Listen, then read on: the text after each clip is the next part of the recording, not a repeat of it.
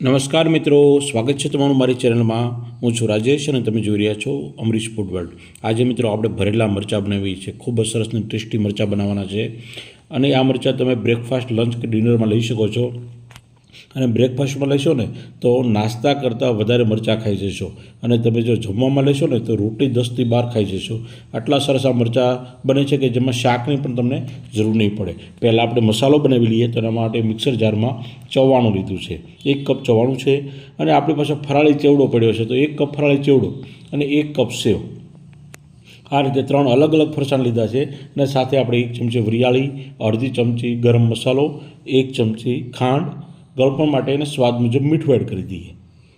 હવે આપણું ચવાણું છે ખાટું મીઠું છે એટલે આપણે બીજું કંઈ નાખવાની જરૂર નથી। સ્વાદ મુજબ ધાણા જીરું પાવડર, થોડી હિંગ એડ કરીને એને બરાબર ગ્રાઇન્ડ કરી લેવાનું છે। તો આ રીતે આપણો દરદરો ભૂકો તૈયાર થઈ ગયો છે। હવે આમાંથી આપણે સ્ટફિંગ બનાવશું અને મરચાંને આપણે આખા ભરી લેવાના છે અને આ ભરેલા મરચાં તો બધાને ખૂબ જ પસંદ હોય છે। એક વાસણમાં કાઢી લઈએ અને એમાં આપણે જરૂરિયાત મુજબ થોડું થોડું પાણી એડ કરીને એને બરાબર બાઇન્ડ કરી લઈએ।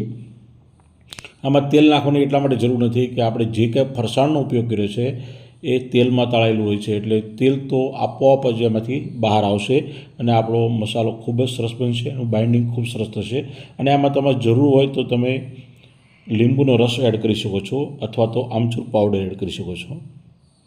જે વસ્તુ આપણે અત્યારે એડ કરી નથી કારણ કે આપણું જે ચવાણું છે એ ખૂબ જ ખાટું મીઠું અને તીખું હતું અને જરૂર પડે તો એમાં લાલ મરચું પાવડર પણ એડ કરી શકાય છે, તો જ આપણો સ્વાદ બરાબર બેલેન્સ થઈ જાય।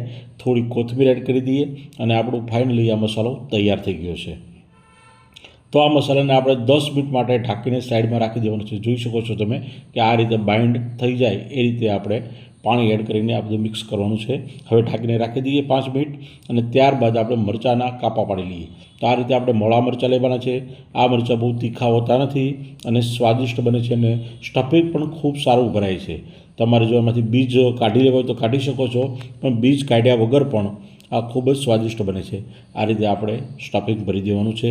એકદમ આસાન રીત છે મિત્રો અને આ રેસીપીનો મેં શોર્ટ વિડીયો મૂકેલો અને એ 20,000 લોકોએ ફક્ત 4 થી 5 દિવસમાં જોયો। તો મને થયું કે આ રેસીપીનો અમારે ડિટેલ વિડીયો તમારા સાથે શેર કરવો જોઈએ, તો હું આ ડિટેલ વિડીયો તમારી સાથે શેર કરી રહ્યો છું। આ રીતે આપણે બધા જ મરચાંને ભરી લેવાના છે અને આ ભરેલા મરચાંનું આપણે એક પ્રકારનું શાક જ બનાવી રહ્યા છીએ અને આ ડ્રાય શાક ખૂબ જ સરસ લાગે છે। અને તમે જો ગરમા ગરમ ગાંઠિયા સાથે જો આ ખાવાનું મળી જાય ને તો મજા આવી જાય। ગાંઠિયા કરતાં આપણે આ મરચાં વધારે ખાઈ જઈએ, એટલા સરસ મરચાં બને છે। તો તમે તમારા ઘરે જરૂરથી ટ્રાય કરજો। હવે આપણે આગળની પ્રોસિજર કરીએ કે આ મરચાંને કઈ રીતે કૂક કરવા। તો એના માટે આપણે એક નોનસ્ટિક પેન લીધું છે, એમાં આપણે જરૂરિયાત મુજબનું તેલ એડ કરવાનું છે। ગેસની ફ્લેમ હાઈ રાખવાની છે। તેલ બરાબર ગરમ થાય પછી આપણે અંદર મરચાંને ગોઠવી દેવાના છે।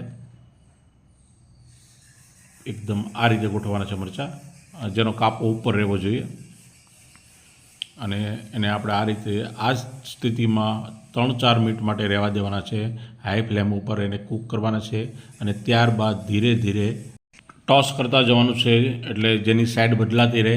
અને આ રીતે તો જો ઉછાળીને સાઈડ ન બદલે તો એને તમે ચમચી વડે અથવા ચપ્પુ વડે તમે એની સાઈડ ચેન્જ કરતા જવાની છે। વધારે ડાર્ક બ્રાઉન થવા ન જોઈએ, આ રીતે લાઇટ ફ્રાય થવા જોઈએ। તમે જોઈ શકો છો મિત્રો અને આ રીતે તમે તમારા ઘરે જરૂરથી બનાવજો, તમને ખૂબ જ પસંદ પડશે। અને તમે કયા શહેરમાંથી મારો આ વિડીયો જોઈ રહ્યા છો તે મને ખાસ જણાવજો। અને તમે જો આવી રીતે મરચાં બનાવતા હો તો તમે કઈ સ્ટાઇલથી મરચાં બનાવો છો તે પણ મારી સાથે શેર કરજો। અને મિત્રો આ રીતે તમે તમારા ઘરે પણ બનાવજો અને તમે મને કોમેન્ટ કરી જણાવજો કે તમારાથી આ મરચાં કેવા બન્યા। આ મરચાંને ચારે બાજુથી ફ્રાય થઈ જાય ત્યારબાદ ગેસની ફ્લેમ ઓફ કરીને ઢાંકીને એને 5 મિનિટ માટે રહેવા દેવાના છે અને ત્યારબાદ એને એક આપણે ડીશમાં કાઢી લઈશું। મિત્રો રોટલા, રોટલી, ભાખરી, પરોઠા કે પંજાબી ફૂડ સાથે અથવા તો નાસ્તા સાથે આ મરચાં ખાવાની ખૂબ જ મજા આવે છે। આના તમે ભજીયા પણ બનાવી શકો છો। તો મિત્રો તમને મારો વિડીયો ગમ્યો હોય તો લાઇક કરજો, શેર કરજો, સબસ્ક્રાઈબ કરજો અને કોમેન્ટ કરજો। મળતા રહીશું નવા વિડીયો સાથે। જય હિન્દ, જય જય ગરવી ગુજરાત।